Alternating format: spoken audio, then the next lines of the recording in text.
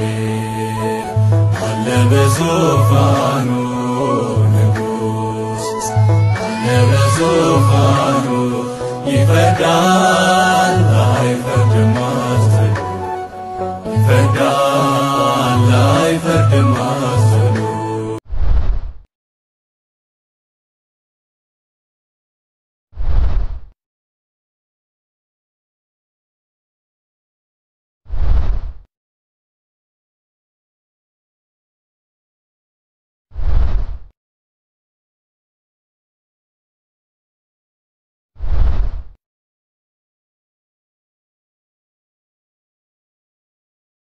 እግዚአብሔር አለ በዙፋኑ ንጉሥ አለ በዙፋኑ ይፈርዳል አይፈርድም አስተሉ ይፈርዳል አይፈርድም አስተሉ ንጉሥ ሆይ እባክህን አትግደለው አንዱን ልጅህን ባይሆን ስጣት ከነሕይወቱ Ashama kabajamtoota fi jaalatamtoota hordoftoota chaanaalii YouTube jalatti argamtan hundumaa keessan nagaan Waaqayyo lafaa fi mana irraan kallattii jirtan kamittuu isiniif haa baay'atu obboloota koo qaalii anis nagaa kooti nagaan na bireeru sin biras haa jiraatuun isiniin jedha dhugaa waan baay'ee nama gaddisiisu waan dubbiif illee hin tolle wanta immoo ijaafis gurraafis hin tolle wanti dhagaa jirru maaliifis akka ta'e garuu gara jabinni hagana ga'u gara jabinna ilmi namaa dhala namaa tokko irratti qabu dhugaa baay'ee waan nama gaddisiisu baay'ee waan keessa namaa miira namaa nama tokkodha Waaqayyo garuu gahee jedheetuma inni bichaan fuula dhiifamaa isaatiin nu haa laalu dhugaa baay'ee waan namatti dhagamu baay'ee waan nama gaddisiisudha akkuma argitanis social media kun mulu waa'ee daa'imoota kana baay'ee waan garaa nama nyaatu har'a daa'ima kichuuwwan kun bakka itti ba'an kan hin beekne maalirra akka gahan kan hin beekne dhugaa baay'ee tokko cubbuu haganan jedhamneedha maal beeku daa'imoonni kun isaanuu daa'ima cubbuudha isaan mooyyutu biqiltuu roofu lafaa biqilu kichuutti kutte dhugaan namni garuu fayyaa qabu namni sammuu fayyaa qabu dhaluma namaa kamirrattuu dhiisati wanta biraatiif lubbuu namaa baasuun baay'ee ani garuu namni suni sammuudhaan fayyaa qaba I don't know Waaqayyo si faradin guyyaa tokko sitti faradamaa jedhe faradoonis immoo wanta ijaan hin argine tokko wanta ija Rabbi si uume hin argine tokko faradoon sirrii miti garuu homa ta'e illee osuma waan tafe illee ta'e maal beekan daa'imoonni kun maal beekan kichuuwwan kun maal beekan daa'imni har'a bakka itti ba'uu fi bakka mooyyutu wanta tokko dhugaa gara jabinna ilmi namaa walirratti raawwatu keessa fuudhaloonni yeroo kana Waaqayyo bichaa inni nu haa yaadatu Waaqayyo bichaa gahee jedheetumaan dhugaa gahee jedheetumaan wanta biraa hafi daa'imni kichuutu taraa jirama wanti kun dhugaa maaldhaaf yoon taane illee garuu naaf hin taane jedhee abbaani osoo yerootti ofirraa beeksifatee malee gara jabinni hagana ga'u daa'ima kichuuwwan kana namni dhalaa qabu namni mooyyutu wantuma fe'illee ta'u dhugaa baay'ee waan nama gaddisiisu baay'ee waan miira keessa nama seesisu baay'ee waan dubbiillee nama dhoowwu dhugaa Rabbiifu Waaqayyo bichaa akka keenya ilaalee inni badiin keenya baay'atee jira jiru addunyaa tanaatti irratti cubbuun keenya dachaa sallama ta'aa jira inni fuula dhiifamaatiin nu haa yaadatu haadhamaa daa'ima kanaatiifis immoo gooftaan jabinna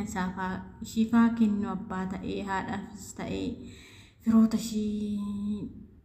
daa'imoota kana hundaatiif dhugaa waan baay'ee namatti dhagamuuf waan baay'ee keessa miira namaa nama tuqu yaa har'a daa'imaa kana eessatti ba'anii kan hin beekne waa hedduudhatti kan eeggamanii har'a kichuutti akkana ta'uun isaanii dhugaa bakka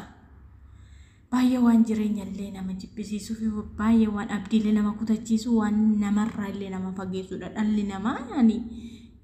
akkam dhala namaa jechuun garuu bineensa irraa adda akka bineensaatti ilmoo namaa jechuun baay'ee waan ulfaatudha. Baay'ee waan keessa namaatti illee nama tokko baay'ee waan dubbachuuf illee namatti hin tolleedha. Garuu maaliif akka ta'e maaliif akka goote ishii fi Waaqayyo walitti beeka wanta irraa beekamu tokko ka'a. Uuma fe'e illee yoo ta'e uuma fe'e mana san keessatti illee aaraa yookaan wanta tokko jaraan maatii manaatiin illee yoo qabaate namni tokko naan taane jedhee yookaan godhiisee xanaatillee yoo ta'e beekamu suni dhugaa Rabbii bakka wanta dhagaamuu hin qabne dhagaa jirra. Wanta immoo arguu hin qabne argaa jirra. Innumti bichaan araara isaatiif fuula araara isaatiitti nu haadeeffatu dhugaa baay'ee waan miira nama tokko baay'ee waan nama gaddisiisu. Har'a daa'ima kichuu kana lama bakka tokkotti dhabuu jechuun obboloota koo killeen takka gaafa si harkaa buutee cabdee hagam si mararte dhala namaa dhiisiti. Ji'a 9 garaatti baatanii waa hedduu ta'anii dhugaa baay'ee bakka baay'ee har'a nagaan itti galeetti haati yeroo karaa hojii biraa bobbaatee galgala immoo kanatti deebitee galtu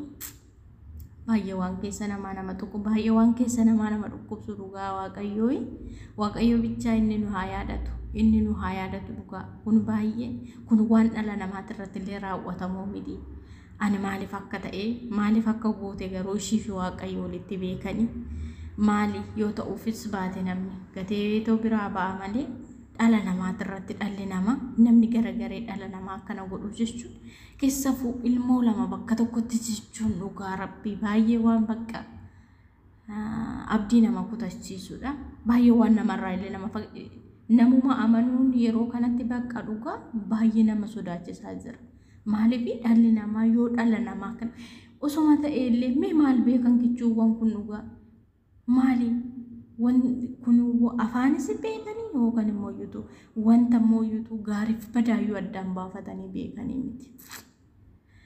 Dhugaa baay'ee miira nama tuqaa baay'ee keessa nama dhukkubsa. Inna biyya keenya karaa itti deemaa jirtu dhugaa garaa gibbitti nama jedha. Innumti bichaa fuula dhiifamaatiin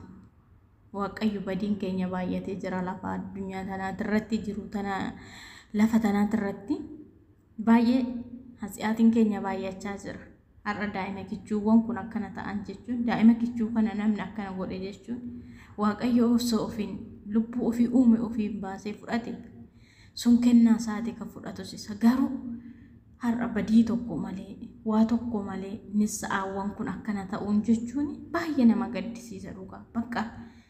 fuuldura ofiitiifis ta'e waan abdii nama kutachiisuuf namatti bakka namuma kamuyyuu nama koo akkam jettee akka itti dhiyaattu baay'ee si yaaddessa jechuudha. Maaliif nama jedhaniitu ilmoo ofii irratti gataniitoo biraa ba'an maatiin kun mooyuutu yoo namaan taane illee maali harka nagaa miila nagaa ilmoo keessan jettee as rakkabdee ba'uu amane ilmoo namaa akkana godhuu jechuun keessafuu daa'ima kichuu hinna tokko hin beekne dhugaa baay'ee bakka baay'ee nama dhukkubsa. Baay'ee ani dubbii wanta dubbatan illee nama wallaalchisa dhugaa Rabbii. Ani kuni garuu nama fayyaa qabu hin jedhu ani beeku Waaqayyotu beeka. Garuu namni fayyaa qabu namni sammuu nagaa qabu dhala kichuuwwan kan akkana dhugaa maaloo osoo warra gurguddaa yookaan immoo yuutu nama maatii manaatu ta'e wanta tokkodhaan irratti ol dhabanii jedhamu. Eechimmee kichuuwwan kun maal balleessan? Maali badiin isaanii? Maali cubbuun isaanii? Dhugaa baay'ee bakka dubbii maal akka dubbatan nama wallaalchisa.